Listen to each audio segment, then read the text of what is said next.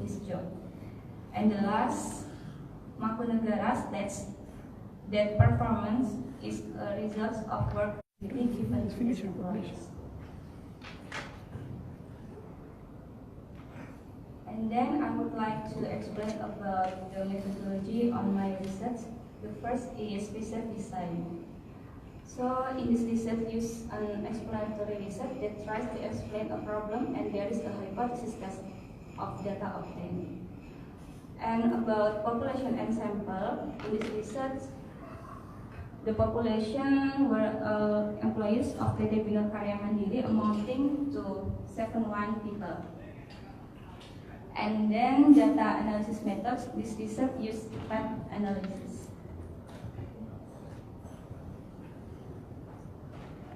And this is the result.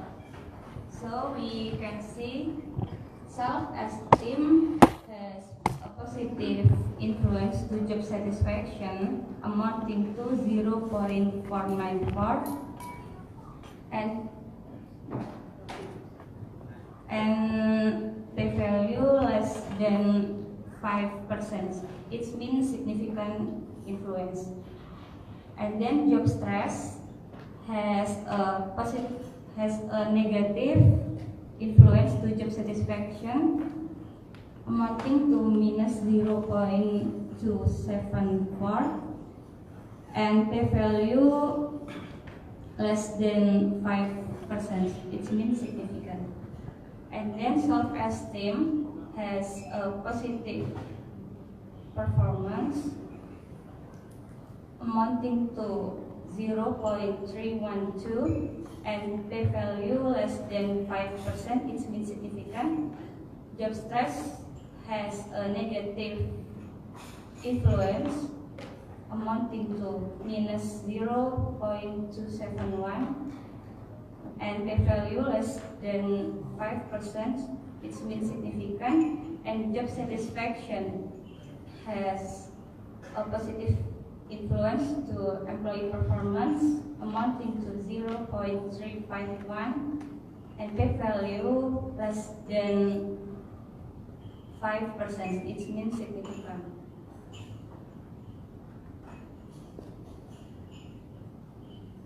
And then the conclusion of my research is self-esteem has a positive and significant effect on the employee's job satisfaction of PT Bina Karya Mandiri Paiton Probolinggo.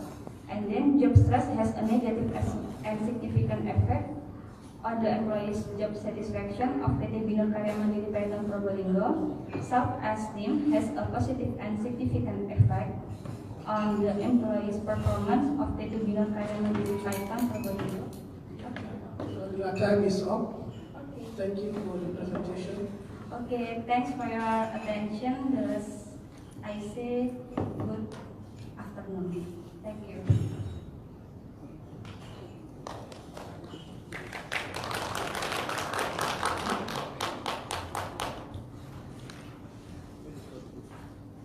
So the second presenter, Nicodemus Hans Setiadi Wijaya. Is he or she around?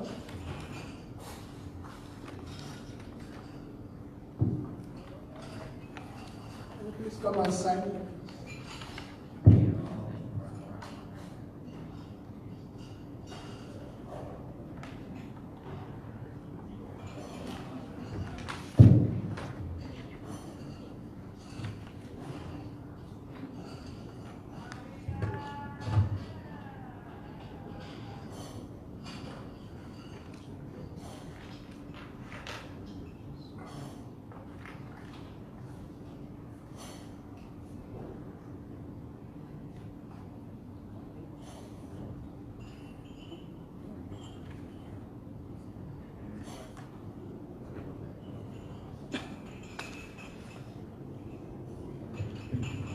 Okay, so you can start now, your time starts.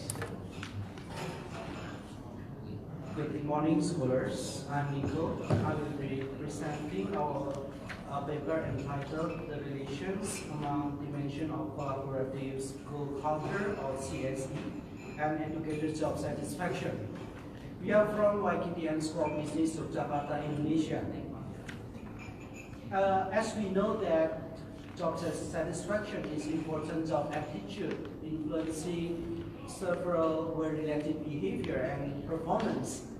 Not surprisingly, the researchers have worked on investigating any factors impacting this attitude. Today, this study focuses on linking the CSC dimensions and job satisfaction, and the second, evaluating the moderating effect of gender on the relationships.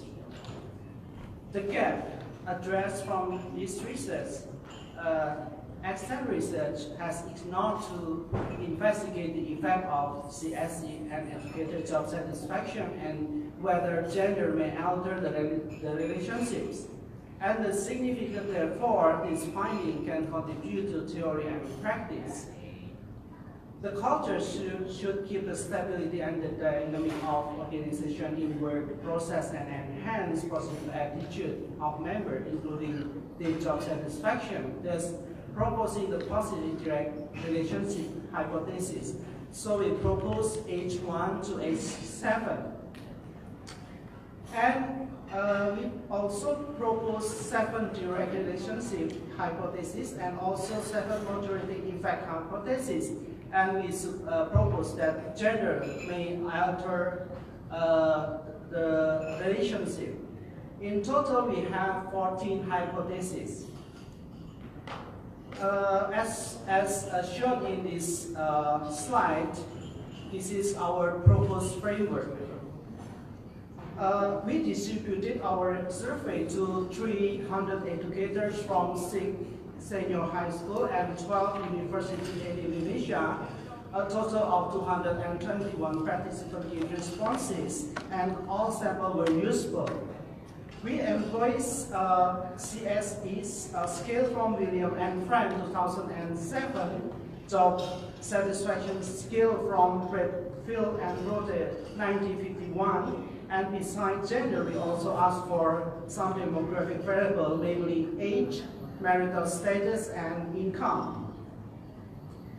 And on the result, as you can see, that all dimensions of the culture and overall score were positively associated with job satisfaction. Therefore, H1 to H7 were supported.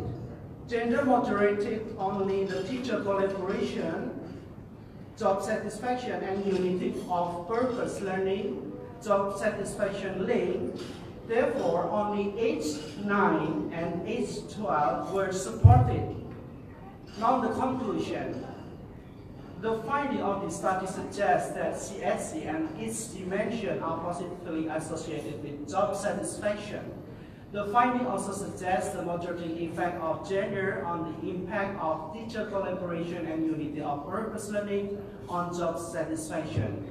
So therefore, it suggests that education institutions may consider to apply the CSCs within their institutions. Thank you and God bless you. Thank you for your wonderful presentation. The next presenter is going to be Dr. Muhammad Ahmad.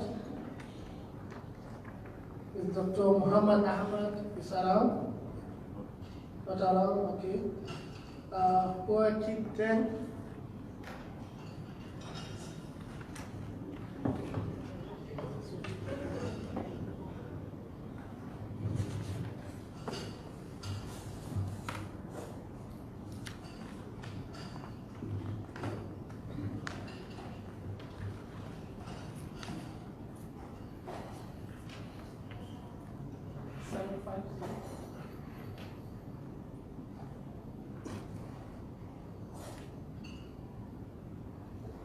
Okay, you can start.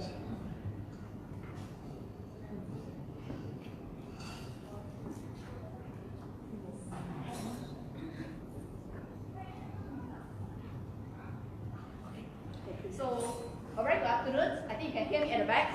So, my name is Hoa. Today, let's talk about halal pottery. Okay, so why we want to choose halal pottery today? As we know, Malaysia is very expertise in halal food products, which have been recognized by the whole world. If you notice, from Indonesia, also we have a lot of halal food products. However, there is 1.5 billion consumers in the whole world are halal consumers now. Okay, and then which means that 1 out of 4 consumers now is halal consumers. However, there is a lot of unethical businessmen nowadays are misusing all these halal logo and halal certification, which has damaged consumers' confidence levels and also our trust. That is the reason why we want to do all this halal poultry today. So here, let me show you this one. So every year Malaysia will have the world's largest halal event, which we call it as MIHAS. In this event, we can have 709 billion Malaysia ringgit. Okay. So in Malaysia, we have a lot of halal poultry scandals. Last year is the largest scandal in Malaysia. 6 tons of chickens have been confiscated because they're selling the poultry without any halal logo in Tawau, Sabah. And then next one is this halal egg. They don't have any halal certifications, but they are putting up the halal logo on every single egg that they have. And there's a lot of others scandal in Malaysia. And then when I read through the past 8 years of the study, I noticed one thing that is a lot of halal food products is more general in being discussed, which is like halal food product only. Very less has been discussed in halal poultry. Okay, so halal poultry is a very main source in Malaysia. That's the reason why in here we want to determine the consumers, especially generations Y non-Muslim consumers' confidence and also their choice criteria on the poultry in Malaysia. So let's look into our methodology. We are using Hobart and shape models. We divided it into 3 different categories. The first one we call it as the inputs. Inputs means that consumers are collecting the information, followed by the perception, which is the interpretations of the information that they collect. Lastly is decision making. In these studies, we're using multi-stage sampling, which is the first one, we call it as cluster. The second one is purposive. Why we are using purposive is that our consumer is only generation Y, which is ranged between 24 to 38 years old. And then we are using mixed method, quantitative, which is using question A. We collected 475 question A's, and then we have also interviewed 20 consumers in that interview. We use structural equation modeling and content analysis in our study. So here is the result. 96% in Malaysia, the non-Muslims saying that they heard about halal logo, but where is the 4%? We are the Islamic country. We are famous in halal food products, but where is the 4%? Why they didn't notice about the halal label food? Then 81% saying that they are willing to purchase with any animal base without any halal logo. Same goes to 80% saying I never checked halal logo before. 61% people saying that I don't care about the halalness of the food products. Since it is having the same result we get from the consumers in that interview. I don't care about the halal logo. I don't care about the don't bother whether poultry is halal or not. And then a lot of them are confused with the halal concept, especially on the poultry, because you can see he said at least one person supervising the process means the halal. The poultry is going to be halal. Okay, so all these information actually are generalized, make it simplified in the SEM. So let's go into the conclusion. Because non-Muslim consumers want different things, so we need to have different type of marketing activities. We found that from the content analysis, they're concerned on quality, healthy, environmental friendly. So I make a little bit of a brochure. Okay, you cannot find anywhere, just as examples. Instead of using halal legal food, halal poultry, we use looking for healthy food from our farm to your table, or you can use experience the great food here. Okay, and then using different type of tagline. To eat is a necessary, but to eat intelligently